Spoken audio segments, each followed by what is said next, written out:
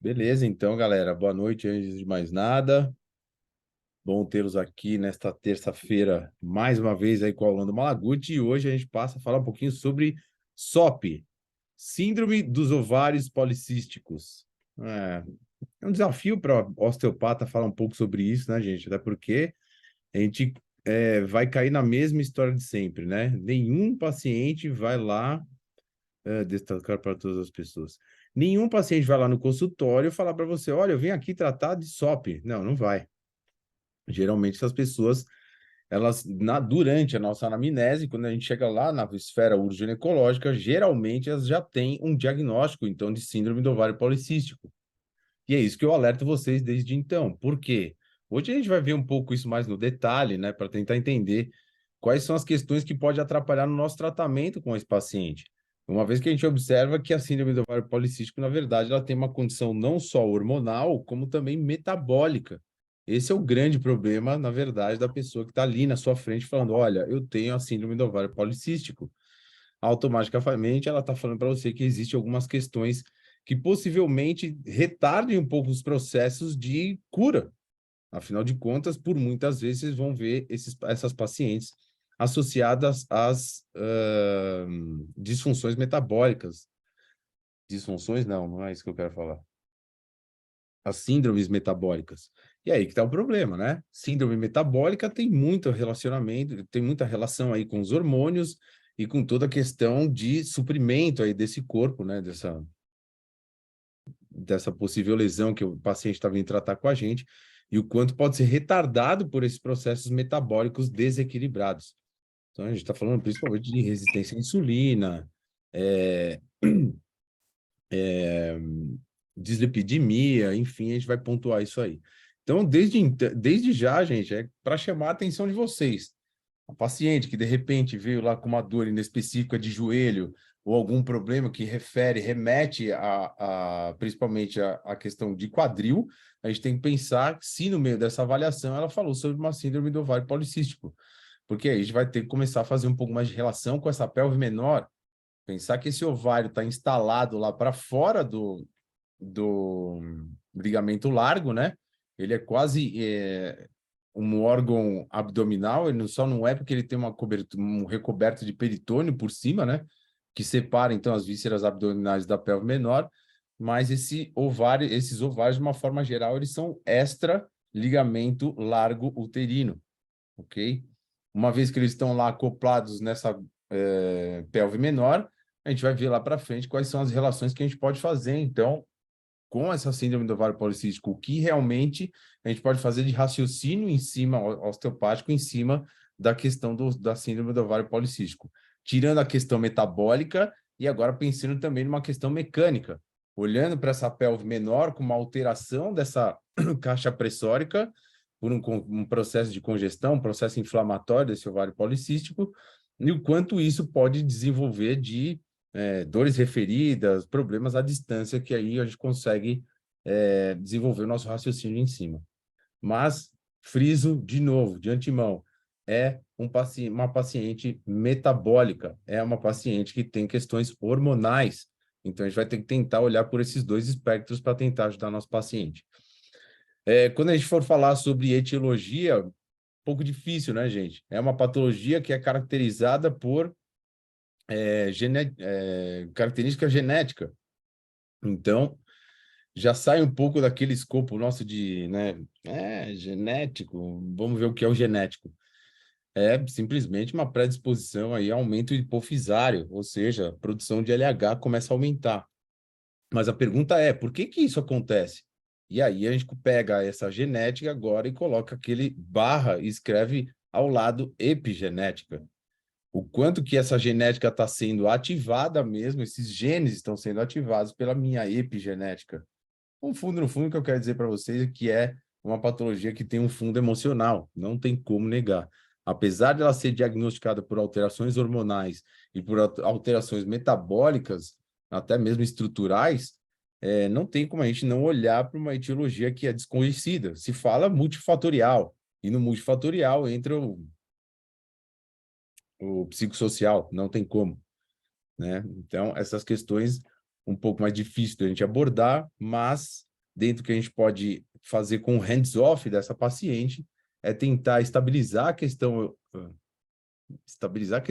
emocional é um desafio, né? Mas tentar dar entradas parasimpáticas para essa paciente, porque uma vez que a gente vai ver que geralmente são pacientes associados a quadros de ansiedade também, né? Tentar dar entradas parasimpáticas e tentar melhorar as questões metabólicas, né? Então, o nosso hands-off é muito mais educacional e, no caso também, indicar para profissionais competentes para fazer o tratamento adequado. Obviamente, tem um tratamento medicamentoso, né? A medicina, hoje em dia, se especializa cada vez mais em SOP, até porque a gente vai ver que é uma incidência bem grande aí entre as mulheres. Então, junto com a medicina, junto com a osteopatia, nas questões que a gente pode usar, ajudar direto e indiretamente, um nutricionista e um educador físico fazendo parte desse multidisciplinar. E ainda também um apoio psicológico em cima da coisa. Ou seja, patologias multifatoriais, tratamentos multidisciplinares. Ninguém vai fazer milagre, né, gente? Se trata muito a SOP hoje pela cultura médica, obviamente é medicamentoso, é alopático. Eu falo para vocês, né? Sempre quando eu venho dar aula, eu gosto de escutar uns podcasts no Spotify. E eu fui escutar um podcast só de endocrinologistas. E é muito interessante eles descrevendo a patologia e as suas características e falando, então, o quanto é necessário somar profissionais para se tratar esse tipo de patologia. Sabe quais eram os profissionais? O endocrinologista, o ginecologista e o dermatologista. Só existem eles no mundo, gente, não adianta. A cultura médica é essa, quem resolve o problema é a medicina. No meio do podcast, não vou ser tão pentelho assim, eles falam lá que precisa ter uma adequação nutricional, já que é uma paciente metabólica, que também tem que ter uma questão de exercício físico para promover saúde, mas é aquela coisa, né? Vírgula, entre aspas, mudança dos seus hábitos vai melhorar a questão da sua saúde, mas o tratamento é medicamentoso. Então fica difícil, né? Acho que de uma maneira geral as coisas vão se abrindo cada vez mais. Se a gente for parar para pensar, é o que eu estou falando, né? Realmente a gente não tem uma ação direta sobre as questões da SOP, só indiretamente mesmo, e até com hands-off, né? Sendo bem informativo para esse tipo de paciente, para essa paciente, as questões de hábitos de vida e o quanto isso vai melhorar a questão não só da síndrome dela, mas também com a queixa principal dela, né? Sei lá, uma paciente que vem com dor lombar, uma paciente que vem com dor inespecífica de joelho, o quanto ela melhorar a questão de hábitos também vai fazer ela ter essa recuperação, essa autocura aí o mais rápido possível.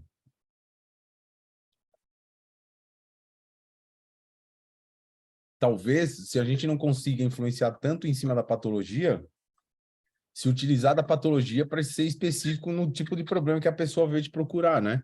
Uma vez que a gente tem, de novo, né, as questões metabólicas influenciando sobre qualquer processo cicatricial. Beleza? Vou compartilhar aí com vocês, vamos falar um pouquinho da teoria aí da SOP.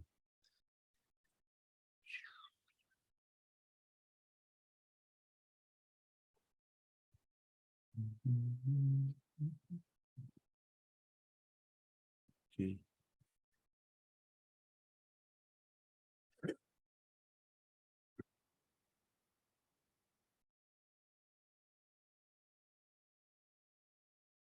Então vamos lá.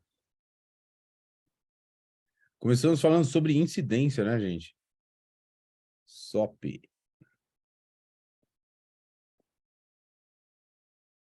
De 6 a 10% das mulheres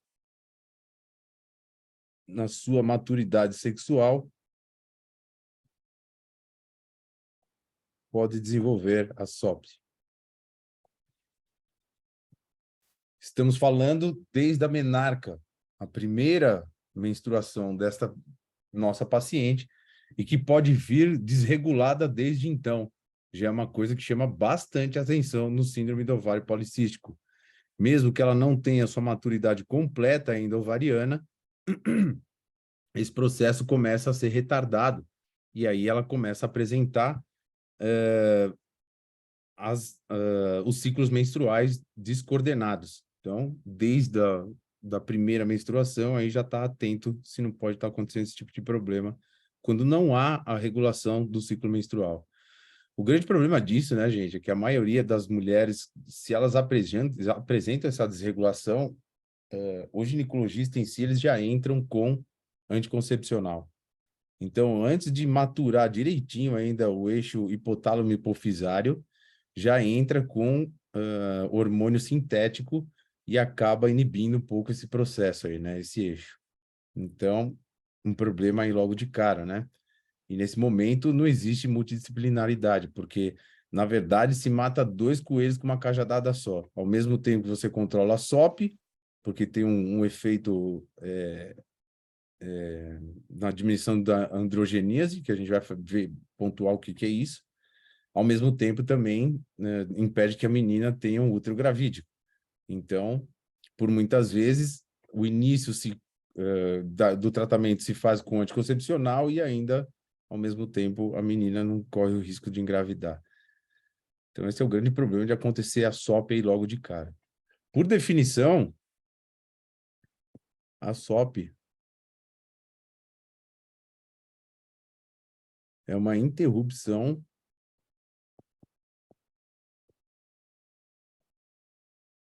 da foliculogênese. Foliculogênese.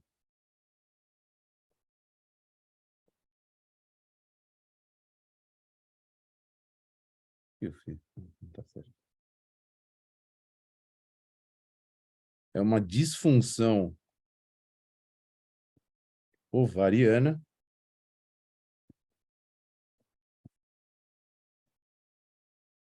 com características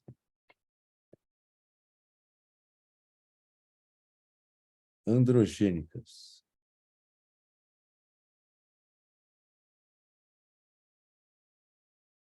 Importante destacar, e depois a gente vai pontuar que ela pode ser clínica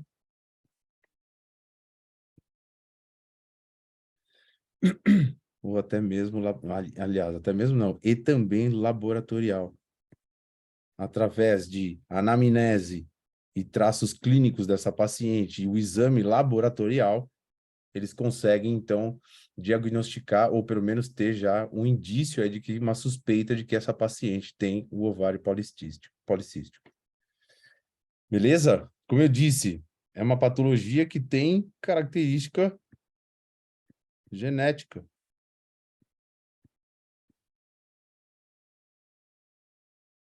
Onde ocorre uma predisposição hipofisária,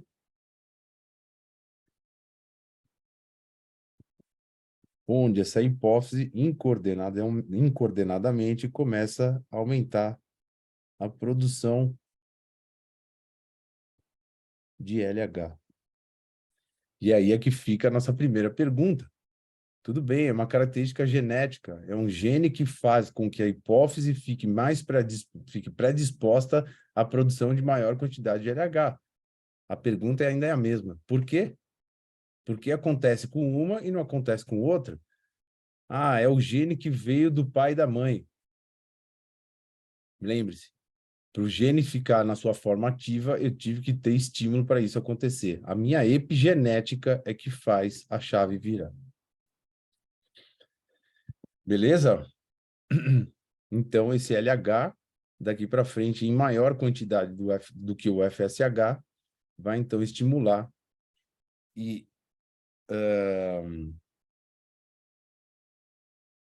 coordenar, na verdade, né, a maturação desses folículos lá no ovário.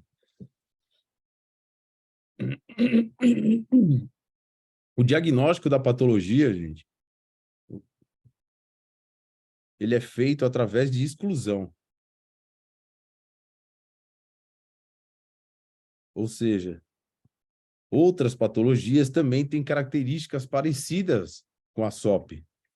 Então, exclusão. De quais patologias estamos falando? De uma hiperprolactemia Não, prolactinemia. Hiperprolactinemia. Nossa, isso dá para jogar forca. De uma hiperplasia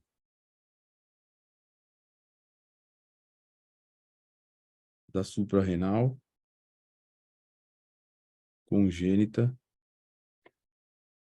ou ainda de um hipotiroidismo.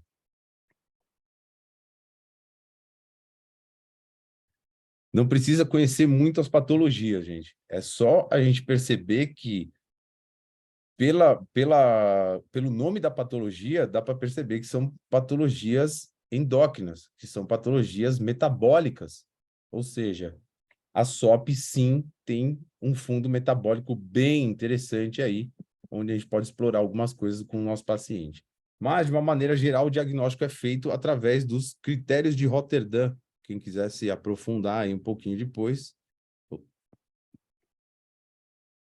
os caras fizeram uma reunião lá em Roterdã.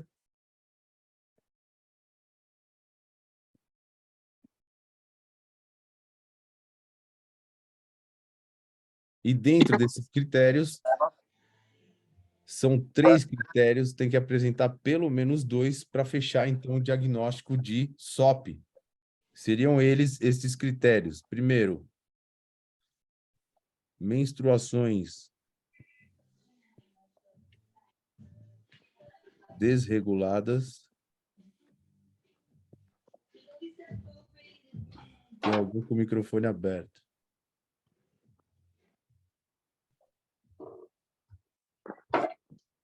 Depois, androgenismo.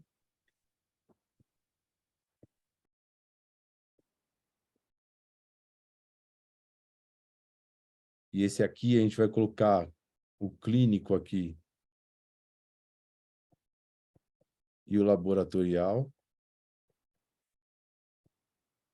Ou ainda, imagem, onde nessa imagem, que é feita através de ultrassom, se aparecerem de 8 a 12 cistos aumentados, se caracteriza, então, como a síndrome. Hoje em dia se fala, pelo menos, de 25 cistos aumentados para se ter esse tipo de informação. Mas veja só, como eu disse lá em cima, dos 3 critérios, apresentar pelo menos 2. Então, uma mulher que apresenta alterações da menstruação e o androgenismo, não necessariamente ela precisa ter imagem de cistos aumentados para ter o diagnóstico de SOP. Então, por muitas vezes, só o puro simples quadro de amenorreia ou até mesmo a oligorreia já é um fator que está me indicando aí possivelmente a síndrome do ovário policístico. As amenorreias são aquelas mulheres que apresentam intervalos de menstruação de até 3 meses. E as oligorreias são as mulheres que apresentam no ano entre 4 e 5 períodos menstruais apenas. Então tem uma diminuição aí bem grande do aparecimento da menstruação. É simples, né, gente? Se a gente olhar para a fisiopatologia da doença, se os óvulos não conseguem ser maturados, obviamente o ciclo menstrual ele é retrasado. Então, eu não consigo, não vou descamar o meu endométrio porque eu não tenho a minha fase ovulatória completa. Então, por isso começa as amenorreias, né? E a desregularização aí da menstruação em si. Quando a gente fala de androgenismo, gente, os achados clínicos do androgenismo seria os clínicos: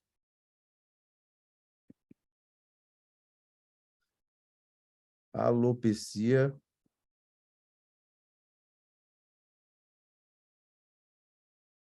acnes,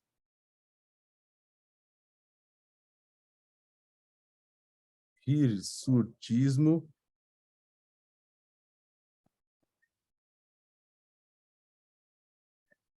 pele oleosa. Além da questão aí da menstruação desregulada, né? É que ela já entra como um achado clínico dentro do critério, mas seria um achado clínico como esses outros que eu citei aqui, né? Agora, os laboratoriais, gente, os achados seriam com relação à testosterona. Então, atesto tanto a livre quanto a total estão aumentadas. Só daqui já varia uma suspeita, junto com os outros achados clínicos, que essa paciente, então, tem a síndrome do ovário policístico. Mas ainda dentro dos exames laboratoriais, gente, o que é muito comum de acontecer é se observar ainda o hiperinsulinismo, na verdade, hiperinsulinemia, a dislipidemia, né? Dislipidemia, a resistência à insulina,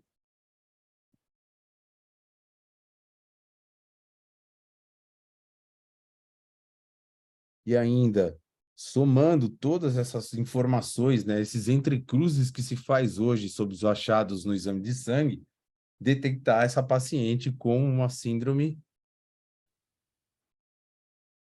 metabólica.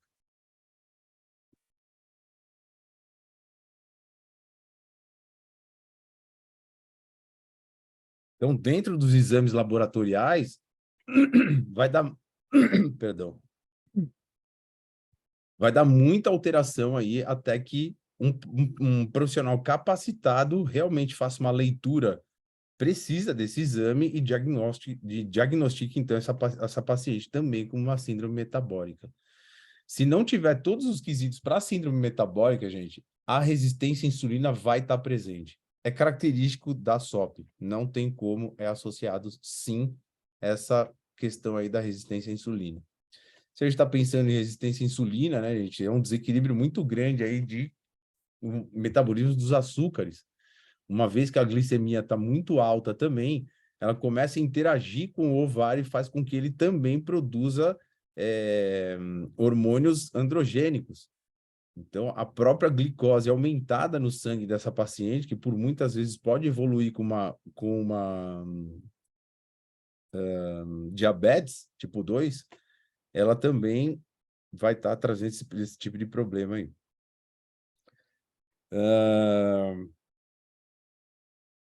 Esse tipo de problema que eu estou dizendo com relação ao ovário, tá, gente?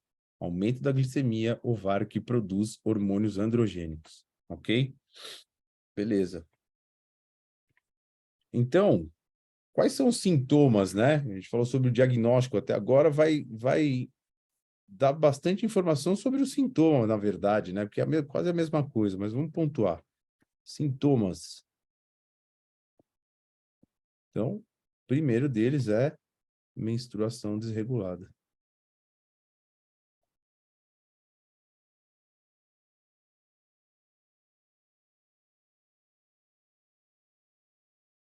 Depois, as acnes. E vamos colocar junto aqui a pele oleosa.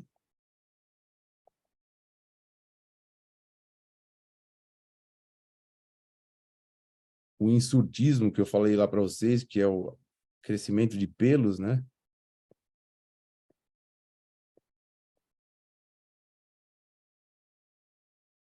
Obviamente que a gente tem que levar sempre em consideração a etnia dessa paciente, né?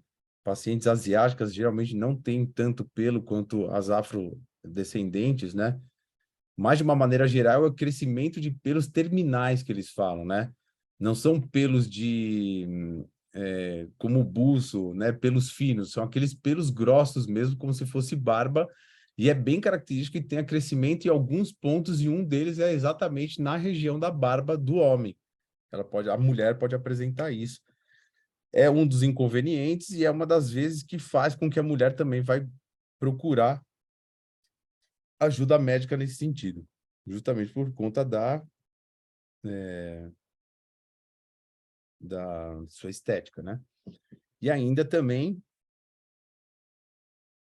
crescimento de pelos. Tá faltando alguma...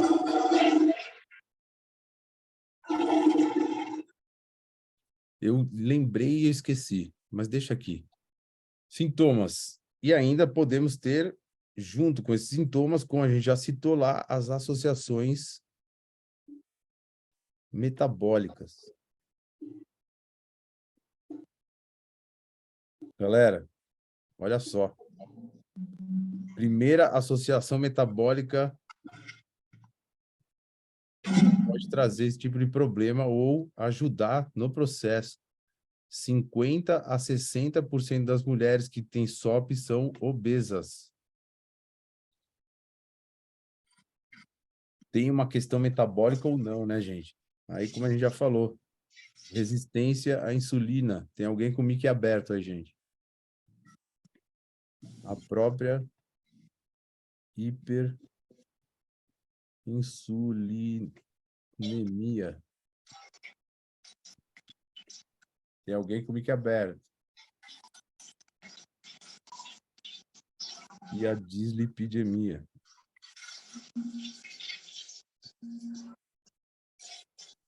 Beleza? Então, os sintomas são esses daí. Aqui, na verdade, os sintomas também podem estar com virilização, tá, gente? Virilização. Que seria o engrossamento da voz, uma hipertrofia clitoriana. Aí a gente já está falando bastante de uma testosterona bem aumentada, trazendo processos até morfológicos alterados, né? Esse já seria o ápice aí da coisa. Bom, já falamos de diagnóstico, já falamos dos sintomas associados e agora passamos a falar do tratamento. Galera, tem alguém aí com o mic aberto. Dá uma verificada aí, gente.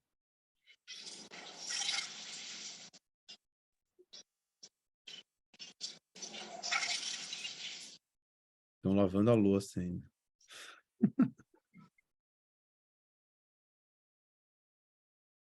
Pronto. Vamos lá. Beleza. Tratamento, como eu falei para vocês, é medicamentoso a princípio, né? Então, a primeira pergunta que se faz para a mulher que é detectada com a SOP, né, gente, é se ela quer engravidar ou não.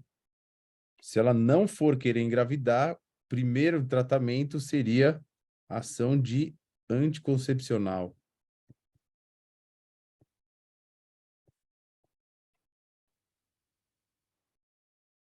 Esse anticoncepcional aí na função de diminuição da produção de LH e hormônios androgênicos. E androgênicos no ovário.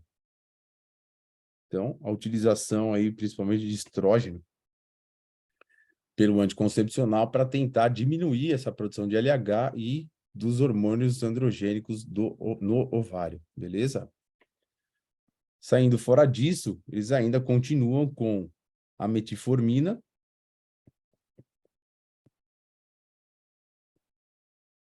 aí utilizada para diminuir a resistência à insulina, né? As estatinas, principalmente não, né? Fabiano, No caso, espera só um minutinho, deixa eu só concluir aqui, a gente já fala. As estaminas aí, no caso, seria para, no caso das dislipidêmicas. sua tela não está compartilhada. Não? Não. Aqui tá aparecendo. Sim, tá. Ah, é? Então deve ser o meu, então. Isso, aperta lá Beleza. nos pontinhos que sai. Show de bola. As estatinas, no caso da dislipidemia, né, gente? Aumento de triglicéridos, o próprio colesterol. Então, eles tratam com as estatinas e, por último, a espirolactona, que seria aí uma inibidora da androgênese.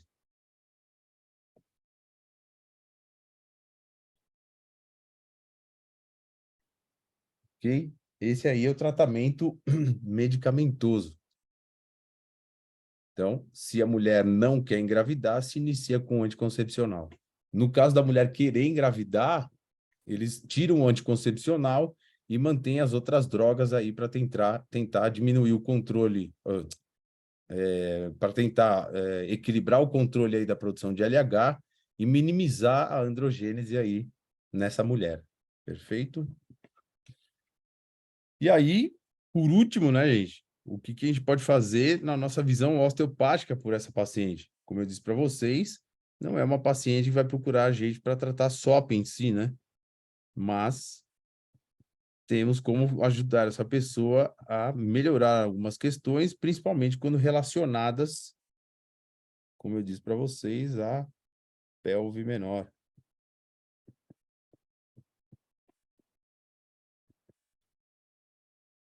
Então, imagina esse ovário lá dentro da pelve menor, o que é que a gente tem que pensar mediante aí o aparecimento dessa patologia durante a nossa anamnese. Primeira coisa, relações viscerais, né, gente? Tenho que pensar nesse ovário se relacionando com outras vísceras que se instalam aí na pelve menor. E o quanto esse processo todo que está acontecendo no ovário não pode me trazer de aderências.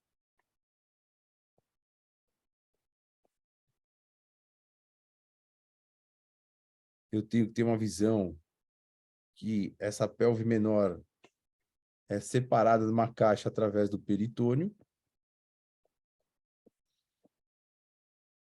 Então, o quanto eu vou equilibrar a ação desse peritônio para melhorar a condição mecânica dessa pelve menor. Quando eu estou pensando na parte mecânica, essa caixa é fechada por músculos. Então, a gente está falando principalmente de ação muscular do piriforme por trás, o obturador pela lateral e o assoalho pélvico por baixo. Obviamente, eu tenho que pensar em relações de dores referidas dos membros inferiores, principalmente joelho, tá, gente? Parte interna de joelho, olha para a pelve menor. Essa paciente falou que tem a síndrome do ovário policístico. Possivelmente, a gente tem um problema aí dentro dessa pelve menor também de congestão. O quanto eu posso melhorar a questão de entrada e saída de sangue, melhorando e minimizando as tensões dessa pelve menor. E pensar que sempre passando por essa pelve menor, a gente tem um conjunto de nervos também dos membros inferiores, principalmente adutores. Ok? Essa aí seria ter um raciocínio clínico muito mais voltado para uma dor que não tem, por muitas vezes, relação direta aí com a pelve menor, né, gente? No que é que a gente pode pensar à medida que essa paciente aí fala para a gente, então, que está presente a SOP. Agora, se a gente for pensar na questão da SOP mesmo, eu acho que a melhor forma da gente interagir seria por questões hormonais, né? E aí a gente tem que falar sobre visão hormonal. E uma vez que a gente fala de hormonal, ela tem que ser sistêmica, né?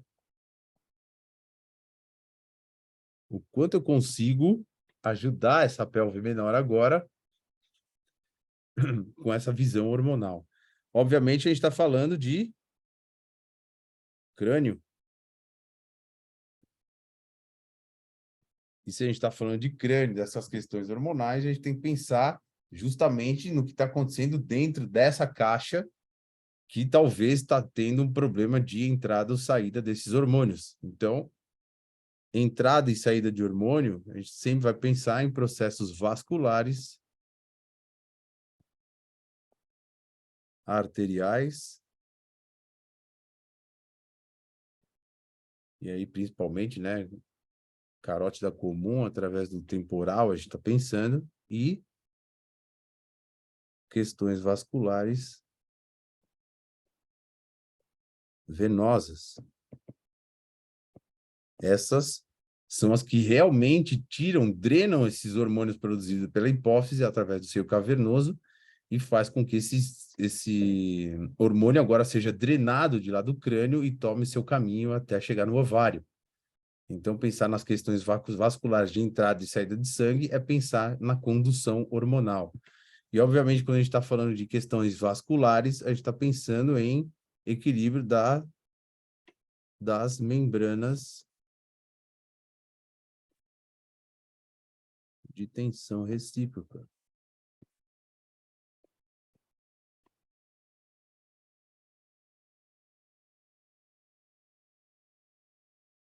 Ok?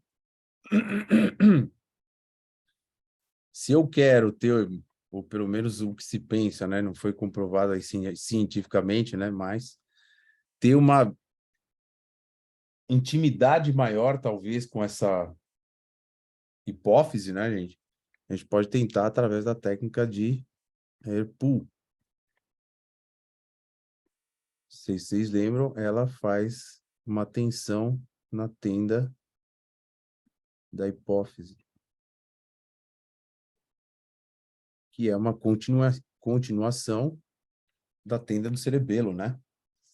Ali em cima do esfenoide, na célula túrcica, ok? E, obviamente, como eu disse, se essa paciente ainda tem alguma questão associada com relação à ansiedade ou depressão, obviamente, a gente pode trabalhar através do crânio mesmo entradas parasimpáticas.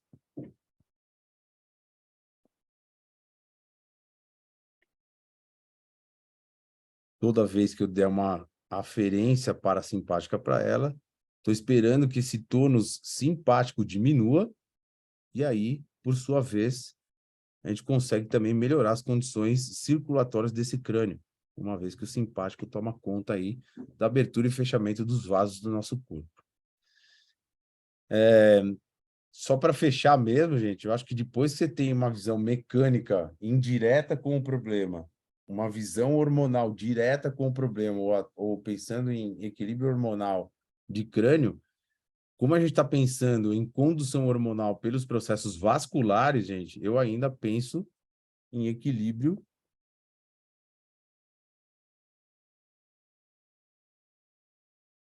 dos diafragmas.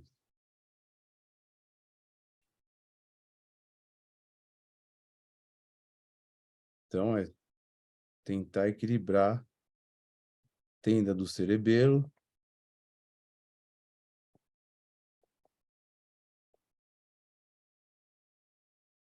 aí a gente está falando de circulação intracraniana, né? Depois, musculatura dos ióides. E a gente está pensando em liberação, principalmente do véu carotídeo e das tensões dessa cervical anterior aí para condução vascular, entrada torácica.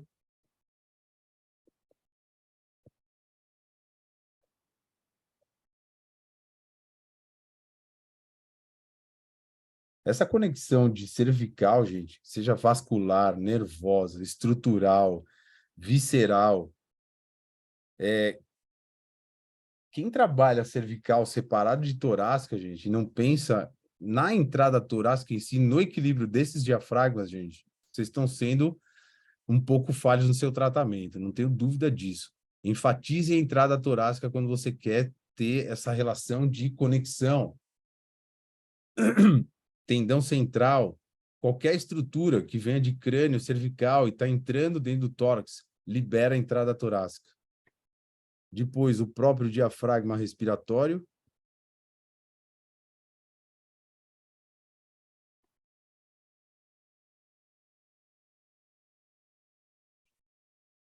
Esse não precisa nem falar, né?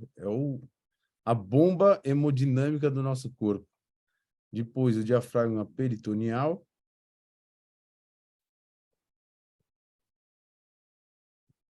E, por último, o diafragma do assoalho pélvico.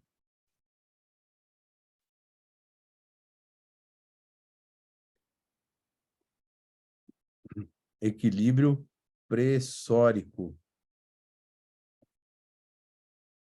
Se eu equilibro as pressões entre essas estruturas, obviamente, toda a questão sanguínea, vascular, tende a se liberar, né, gente? Eu estou abrindo o caminho para essas estruturas, né? Então, tá aí a importância de a gente equilibrar esses diafragmas. Beleza? E aí? Alguma dúvida sobre? Obviamente, né, gente? Se a gente fosse aprofundar muito aí nas questões de síndrome do ovário policístico, daria um dia de aula de tanta coisa que deveria ainda ser detalhada aí, principalmente nas questões metabólicas, né? Aqui eu estou tentando dar para vocês uma visão de como é importante a gente colocar na nossa amnese as perguntas sobre a esfera uroginecológica, né? E eu sabendo disso, como acontece, o quanto eu tenho que criar raciocínio diretamente ou indiretamente com a queixa do meu paciente, da minha paciente, no caso, né? E, mais uma vez, reforçar a importância aí do hands-off. É uma paciente que tem possivelmente associada aí questões de ansiedade, depressão, por muitas vezes acompanha hipertensão arterial, por muitas vezes, vocês viram aí, a obesidade está presente nessa paciente. Essa paciente ainda pode desenvolver problemas cardíacos e até mesmo desenvolver câncer de endométrio. Então, é uma questão de a gente conscientizar cada vez mais essa pessoa qual é a necessidade de ela promover saúde na vida dela. Porque não é a dor que está só trazendo ela para a gente dentro do consultório. É o principal ponto. Mas destrinchar depois essa anamnese, fazer raciocínio clínico e apresentar essa ideia para o paciente, gente, fortalece a necessidade desse paciente promover saúde. O bendito dos 3 pilares de novo. Sim, atividade física constante, principalmente para diminuir a questão da resistência insulínica, para diminuir a quantidade de gordura, triglicérides, colesterol, produção dos hormônios do bem, né, gente? Essa pessoa geralmente é ansiosa ou até depressiva, ela precisa desses hormônios intra-treino, pré-treino e pós-treino. A necessidade de ela mudar os hábitos de vida dela, né, com relação principalmente à questão nutricional. É uma paciente que vai ter que ter acompanhamento do nutricionista, gente. Não é metformina que resolve o problema de resistência insulínica. Ela é um disparo para você conseguir começar a regular isso. Mas daqui a um tempo, por favor, é dieta. Tem que ser regulada nas questões alimentares. Tem que ter uma nutricionista acompanhando. Beleza? Então, eu acho que é mais ou menos por aí o que eu queria passar para vocês hoje. Espero ter ajudado mais uma vez a entender um pouquinho mais sobre as patologias. E daqui para frente, preste atenção aí nessa possível patologia aí, que, como eu disse para vocês, não é a primeira queixa aí da paciente. Beleza? Vou desligar aqui.